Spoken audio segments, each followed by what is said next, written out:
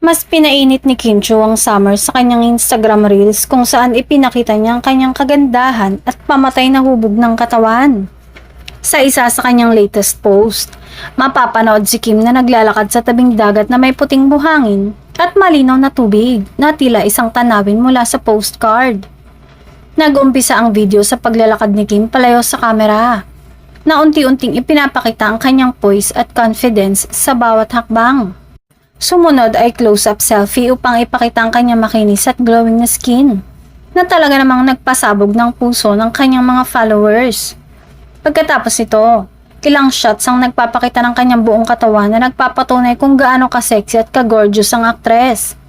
Sa caption ng video, isinulat ni Kim, "Soft Chaos Season," na nagdagdag ng misteryo at excitement sa kanyang post. Hindi malinaw kung throwback ito o bagong kuha dahil kamakailan lang ay bumalik si Kim mula sa Paris, kung saan kumuha siya ng business short course.